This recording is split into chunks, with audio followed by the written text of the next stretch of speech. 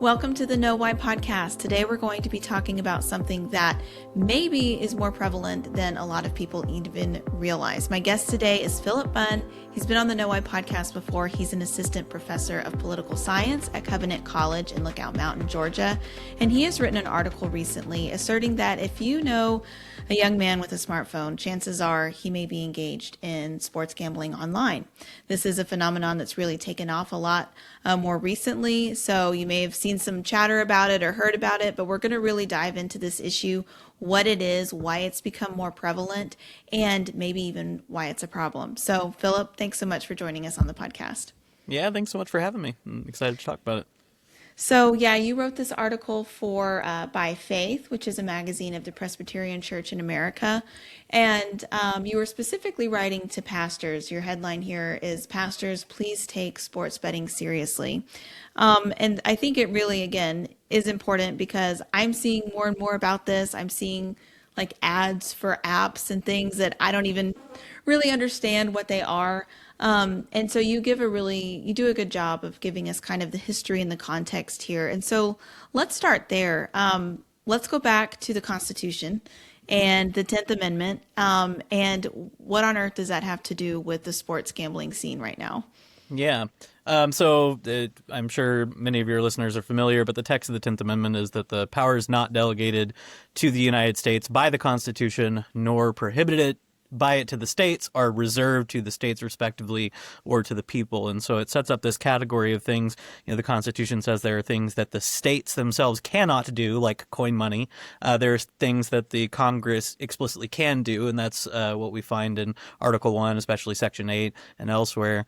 But basically this has been interpreted really to just be a recognition of a kind of statement of fact. Now, this is an enumerated powers document. Here are the things the Congress exists to do. And the powers reserved to the states we typically refer to as these things we call police powers, which basically just means like the ordinary powers of government to make coercive laws for the public good. So things like states are the ones who typically set their own speed limits or, set their alcohol tax or do things like ban gambling in some cases. And so some people also interpret the 10th Amendment obviously as like a strong shield for state sovereignty. The court errs more on the side of this is kind of just a statement of the reality of federalism, a division of powers between the federal and state levels. But basically, current constitutional interpretation holds that there are times when the federal government sort of oversteps its bounds and intrudes on states' powers to regulate their own internal affairs under this thing we call police powers. So that's sort of what the 10th Amendment applies to more broadly. Okay.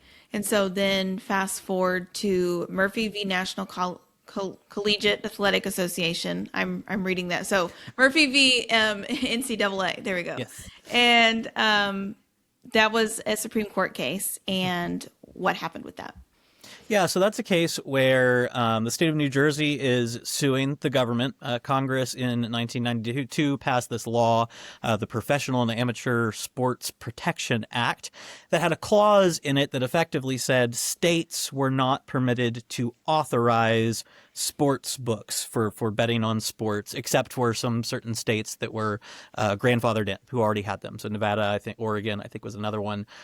New Jersey was given a year from the passage of the law or the signing of it into law to establish its own. It was grandfathered in as well, but it chose not to do that at the time. Then later on decided they wanted to do it. So at a couple different times they sued the government to try to overturn the law. One case they failed on, but this one they succeeded on. Where the court said in effect that the PASPA, I guess, had taken power from the states to regulate their own gambling industries by banning them from authorizing gambling. So the court actually in the case leaves open the possibility that if Congress chose to do so under things like interstate commerce, they could potentially regulate or ban gambling, but they've chosen not to. And because they've chosen not to, the states are free to handle it themselves at this point. So the case also deals with this legal doctrine of preemption, where federal statutes can in some cases invalidate state laws if they conflict because of the supremacy clause of the Constitution.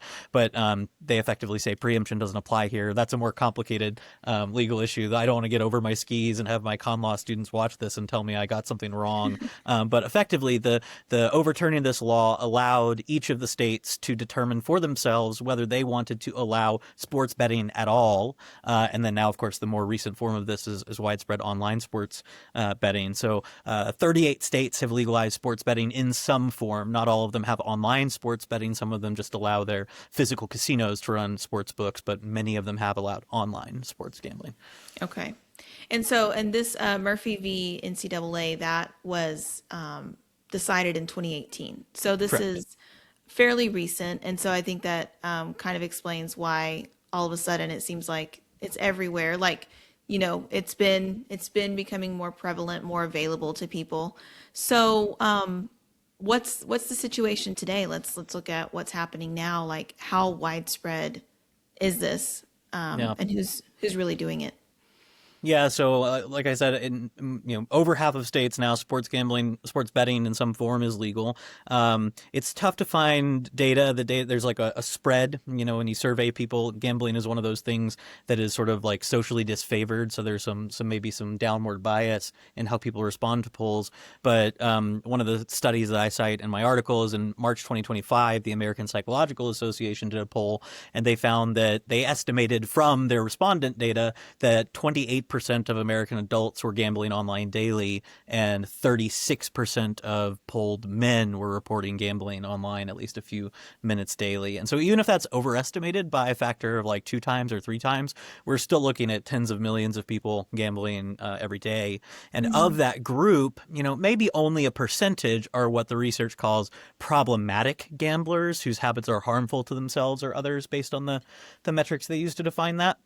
But still, I think like those numbers are kind of staggering, right? Thinking about Yeah. just the raw numbers of people who at least just a couple minutes a day, at least one bet, at least, one hand of blackjack on my phone or whatever, they're gambling in some form. But I think it is believable that it is that large because we can kind of see, how widespread the ads are in just every format, and, how many different online sports books exist that people are using to bet on sports. I think all of this too, I'd call it like perfectly predictable, right? We know how popular gambling in general is, sports betting specifically, where it's legalized, whether here or elsewhere in the world. And so, of course, like we just knew by legalizing this in these individual states, the raw numbers of people participating would go up. So that just makes sense, right?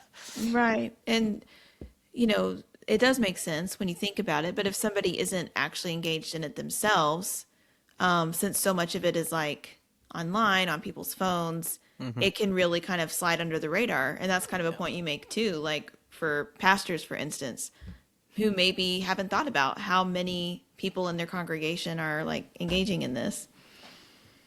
Yeah, I think it's like you said, it slides under the radar where it's, you don't know what somebody's doing on their phone necessarily. And unless they're sort of openly talking about these things, which young men do among themselves quite often, but maybe not with older men, maybe not in their churches, then you might not just realize how often it's going on. Yeah.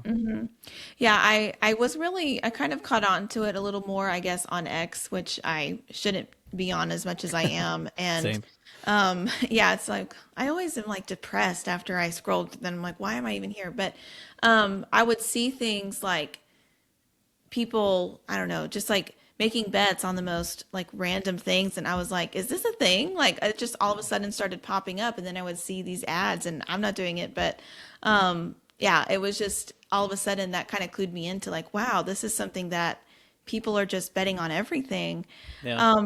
But let's kind of argue through some of the supposed pros and cons. Okay, so like from a state's perspective, Yeah. or even somebody else, like, are there arguments, like what are some of the arguments in favor of this being legalized at a state level? Yeah, I mean, if you're talking to like policy wonks, those arguments are going to have a lot to do with just tax revenue. So I use a textbook in one of my classes that's published by the University of North Georgia Political Science Department. And so they use a lot of Georgia-specific case studies in the chapters on American government. And they look in the chapter on state and local government on potential, policy proposals for legalizing land-based casinos in Georgia. And the argument that gets made there and elsewhere in other policy proposals as well, if, our neighboring states maybe have legalized land-based casinos. Our people are leaving the state to go gamble there. The casinos are then paying a percentage of their revenue in taxes. And so basically our state residents money that could be going into tax revenue in our state is going to another state's tax revenue. So why would we not, take advantage of that and, kind of keep people here? And that same argument applies, I think, outside of land-based casinos. So there's this website called Legal Sports Report that tracks a lot of this stuff about legalization of gambling today. And they have a nice table that keeps track of taxes collected by each state alongside like the total handle or amount wagered in these states on these new legal sports books. So New York, for example, since they legalized the sports betting in the state, which I can't remember what year they legalized it. It's been quite a few years now. They were pretty early, I think, in the process. They've collected nearly $4 billion in taxes. So for a state, that's a huge amount, right? That's that stuff that you can put towards your budget. That's stuff you can use to fix your roads. That of course, you can imagine why somebody would make that argument. But, that's not neatly like a normative argument. So I think some other people make arguments just based on principle or personal liberty. So, well, why shouldn't I be able to gamble if I want? Or, well, people are going to gamble anyway, so why not legalize it, make it safe, and regulate it and tax it? Which sounds very much like the arguments you hear about drug legalization as well. So these things overlap quite significantly. So I think the principled or normative arguments would have more to do with personal liberty, and it's going to happen. So shouldn't we find a way to make it happen safely? But of course, the states want tax revenue. So Okay, yeah.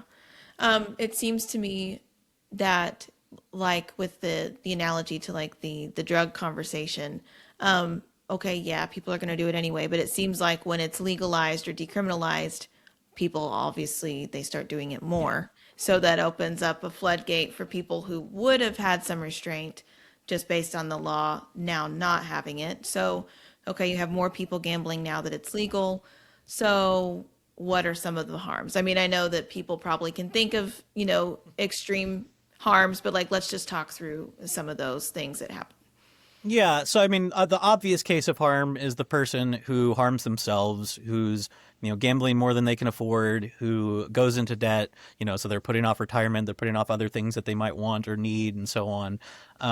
But something I think people don't think through a lot as well is that gambling addiction is typically comorbid with other issues. And so this is something that, if you go look at like American Psychological Association or psychology research on gambling, I'm not necessarily making the argument there's a causal relationship. You go gamble, you'll become a drug addict, but there's a significant overlap between these things. If somebody's a problematic gambler, they're far more likely to have a substance abuse issue, to have some other psychological problem. And so at the very least, I guess like a minimum causal claim would be these things seem to relate to one another or maybe even feed off each other. And then problematic gamblers also seem more likely than non-problematic gamblers to commit crimes.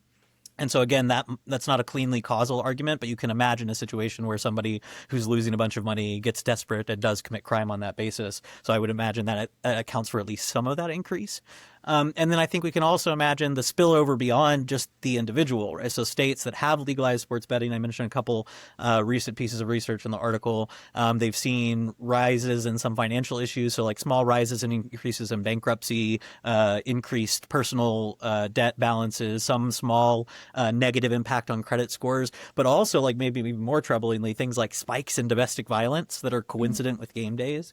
And so again, I like working in the social sciences. I want to be careful about causal claims here and say like we don't have enough data, I think, at this point to make strong claims. But all of these things make complete sense if you just thought for 10 minutes about like, well, if a lot more people are losing a lot more of their money gambling, how might we expect them to behave? And I think we can imagine lots of attendant bad behaviors. Yeah. So again, going back to kind of that personal freedom argument, it's like, well, that's unfortunate that some people are going to react like that or become addicted, but why should we be so concerned? Like, is this just kind of like a moral panic, kind of like alcohol or something? Or do you think, and you can just share your personal opinion, that there is something like a moral argument on kind of more a communal aspect that as a society that we should care about the fallout of this? Yeah, I mean, I think to me, it's a matter of sort of imagining the world as it would be with this legal and strongly incentivized as it is now, and the alternative world, and preferring the alternative world. Now, there's a sense in which you can't put the genie back in the bottle kind of situation now that the states are drawing these revenues. It's unlikely they'll work very hard to restrict it. But I think it's pretty easy for people. So again, like the drug conversation, it's not a clean argument against, say, personal freedom in the area of marijuana or something, that people are annoyed now that so many people are smoking. But you talk to anybody who's in a city where it has been legalized, and realizing sometimes even the people who had more libertarian sort of opinions on it see the consequences of the sort of rapid increase in people using it, and think, oh, maybe I didn't fully understand what would result. And so I think, as more evidence becomes available, I think we'll have a better case to make about whether or not this is fully a moral panic, or whether this really does bring with it real harms. Now, again, like, that's separate from some other things we might want to talk about like, if we want to say, well, the act itself is bad, whether it's harming you or not, right? Just gambling itself, whether you're a problematic gambler or not, is bad. But I think we should all realize that, well, problematic gambling is bad. It is harming the individual. And is that something we want to incentivize? I think there's maybe a strong case to be made that no, we don't want to incentivize that. Yeah, and as you made the point in your article too, like, not everybody, obviously, who engages in this is going to engage in domestic abuse or, Right. harm somebody else. But those things are increasing as more people are doing this, it seems. Yeah. So, and I won't get into all of this because I don't really know a whole lot about professional sports. But I know I read an article in the Free Press not too long ago that was just kind of talking about how it really does incentivize corruption there too, because athletes get in on it. One, there's a lot of kind of like, I know it's hard for people to feel sorry for those who are very rich and famous and wealthy, but there have been some like really concerning cases of like assaults against athletes because of somebody's wager going awry, and then also athletes getting in on it because they don't want, and then throwing off games. I mean, there's just a whole can of worms. So if you care about the integrity of the game too, I think it would be concerning. I don't know if you have any quick comments on that. Yeah, I mean, it's kind of ironic because that was, the point of this law. The law was the protection of professional and collegiate athletes. Essentially, like, the idea was, by allowing states to legalize this, you are going to bring these attendant harms, and we want to prevent that. And so, yeah, we've seen a couple different scandals recently of college players and professional players both. Usually the way that these things work and have historically worked is not always, game fixing, because that's a little bit harder to do. What you can do now with sports betting, as you mentioned, people are placing bets on every little thing, right? And so if you have an athlete who's, the sports book expects him to score over a certain amount, and you vote, or you bet, that he will score under that, you'll make a little bit more money. If that athlete is incentivized through a bribe or something to shoot a little bit worse than he would otherwise in that game, it's pretty easy to imagine that getting fixed. And we know now that it has been. How widespread that is, I don't know, but I think you're right that, if you just care about the protection of athletes, the integrity of the game, it's, again, very easy to imagine why this being such a huge money industry, and now being not just, behind the scenes or just in Vegas, but so widespread, could incentivize more of this to happen. So yeah, that's just another sort of brick in the wall of I think an argument you can make that, like, is this really worth it for us? So, you made an interesting point in your article too about how there's kind of something inherently American about risk taking. And so we can call this our America 250 segment here. So what is that? And do you see this as being different? I don't know. That's a really interesting point Yeah. to me. So, Yeah, that has stuck with me because it's something that Mark Mitchell, our former professor, brings up in his book called Plutocratic Socialism. He brings up this section from Tocqueville where he talks about Americans as he summarizes it as being like jackpot seekers. Basically, that there's something in what Tocqueville observes in the American character that is really attracted to get rich quick, move west to get a bunch of land, improve your situation very, very rapidly, with hard work, of course, in most of these situations. But there's something in the brain about just like, well, if I could just invest in the right business, I could be a millionaire tomorrow. This is something Tocqueville talks about a lot. It's the difference between, old money in Europe where he's from and the way money is treated in America where people have earned it relatively overnight. And I think I don't know how strongly I want to lean into that, but it bears out in the data. The U.S., especially post legalization, is I think tops the chart globally by volume of gambling. And I think it's like China, Japan, Australia, and the UK are pretty close behind. But the U.S. is post all of these changes by volume is far and away the world leader in gambling. And so how this is maybe the same or different, I think online sports betting is only different from other forms of gambling that we had before in the sense that it is relatively frictionless and it's providing this ready access that people wouldn't have had otherwise. So even if you imagine a world where we limit all sports betting to land-based casinos, I don't know where the closest casino is to me because I don't drive there, but I think it's like 4 or 5 hours away or something like that. That's a point of friction. And there's also an element of showing up at the casino being a kind of social shame for some people, right? So all of that is going to keep people from doing it. Sports betting on your phone sort of levels all of that and makes it basically frictionless. And so if there is that predisposition or tendency that a lot of us have to be jackpot seekers, and then we give everybody casinos in their phones, you can imagine the attendant results, I think. Yeah. I'm wondering what kind of like that impulse, which I think is just inherent in kind of our nature sometimes, but then add the American element on top of that if you want, for the sake of argument. And then looking at today, I'm going to try to find the article and link it in the show notes, but I remember a while back I read in the Wall Street Journal kind of it was talking about this and how a lot of young people feel so disaffected right now with they're having a hard time finding jobs. The American dream feels out of reach to a lot of young adults. And they were literally saying, like, I feel like I might have more of a chance of success at, looking at kind of the betting markets and kind of, again, that overnight. But it's that same, I don't know, it feels the same as saying, like, well, I'm going to try to make a smart investment that's going to pay off and, like, get rich overnight, essentially, because the old-fashioned way of just getting a job and saving up and investing in retirement, like that's not working out for a lot of people. So do you think there are like compounding factors right now that incentivize more young people to do this? Yeah, absolutely. I think that disaffection you're describing is really a big part of it. And then I think of all the, commentary and research on the, call it male loneliness epidemic or something like this, that, if this is like a sort of social thing for a lot of young men, which I think it is, like you can imagine that sort of exacerbating it. But yeah, what you just said about people sort of despairing of the old fashioned, get a job, work hard for until you're 65 or 70 and retire thing.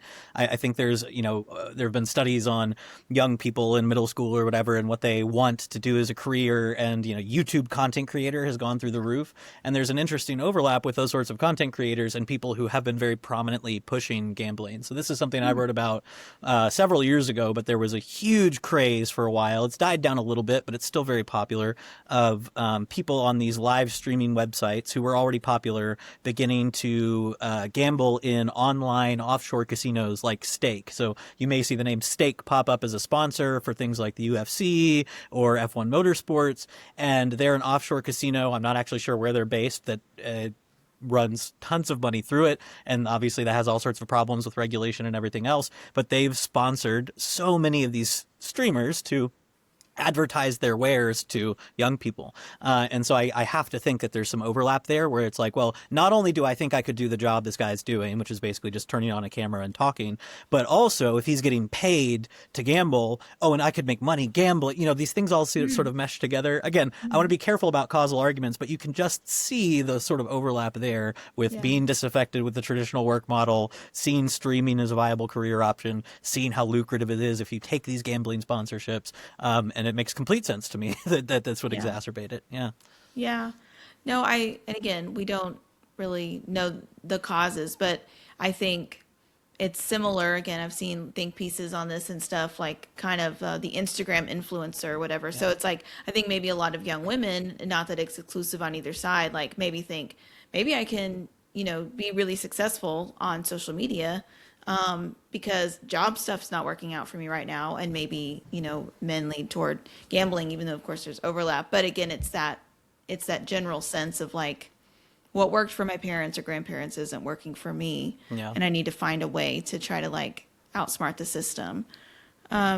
So let's bring it back to, before we wrap up, kind of the Christian worldview element, because your article that I saw, was written to pastors. Hmm. So like you said earlier, there are arguments to be made, kind of in terms of from a state perspective, tax revenue, or even personal liberty perspective, but weighing, okay, well, what are the harms to society? But okay, just purely from a biblical perspective, though, like, is this okay for Christians? What do we think about gambling? Yeah.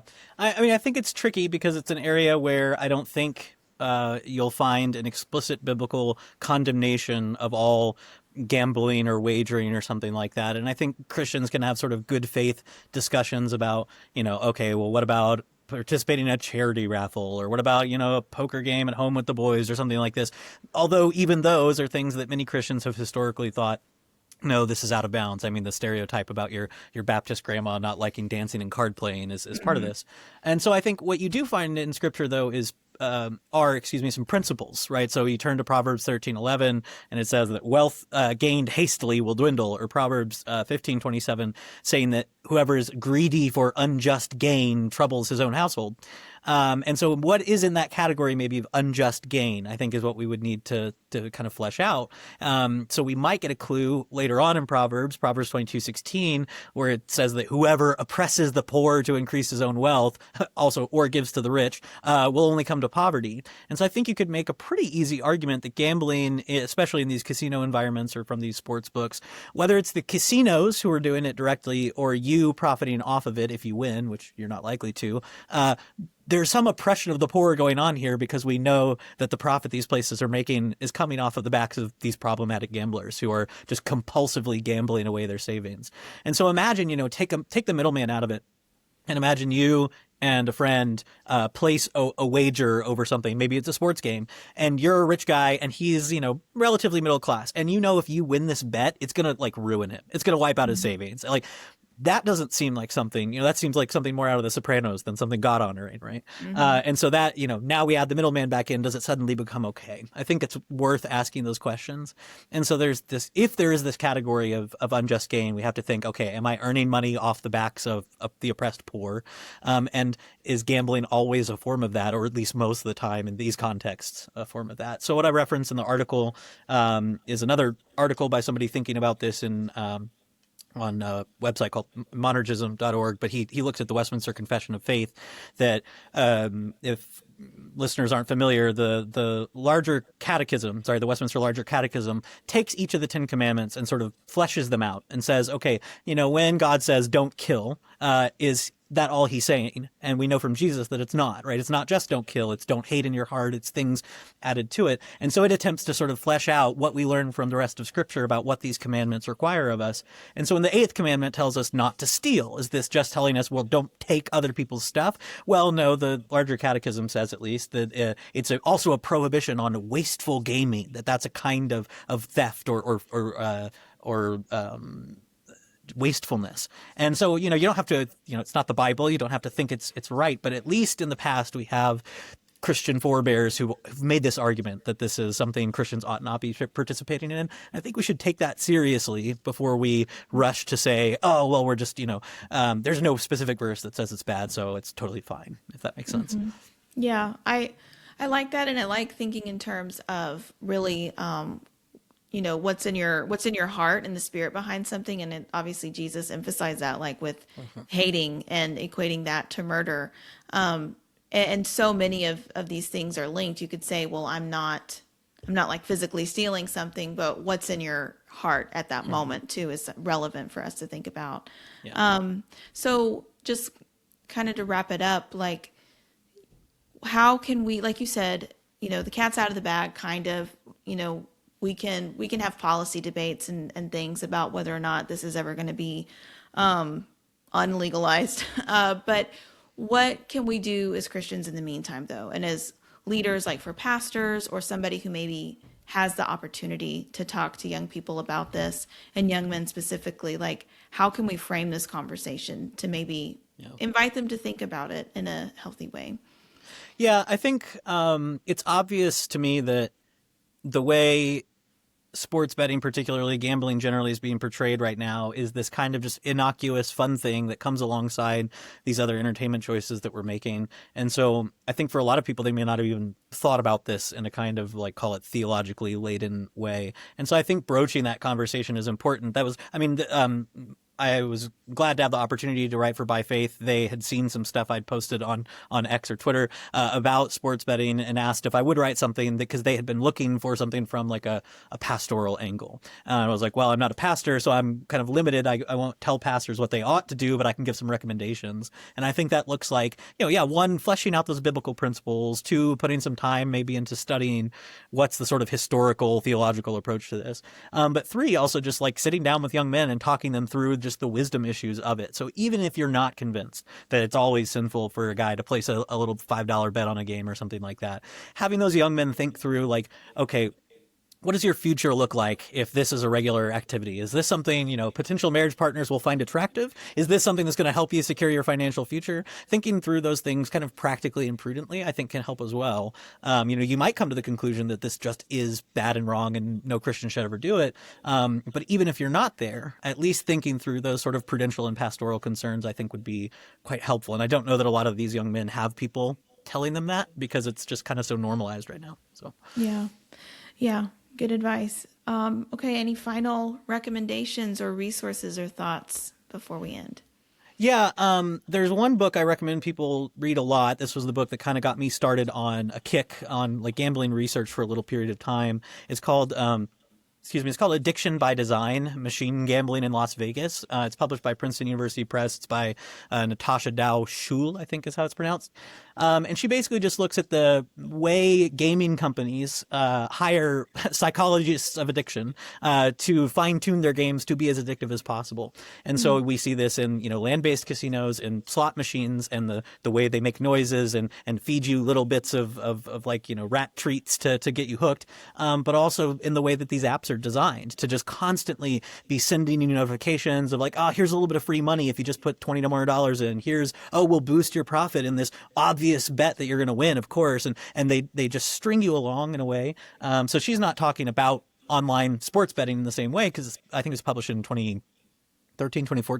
But it applies, I think, very well. So seeing sort of the nefarious nature of the businesses behind this, I know has scared some people off of it entirely. It's like, well, why would I believe they've got my best interest at heart? They clearly don't. They want to get me hooked. So I think that's a good book to read.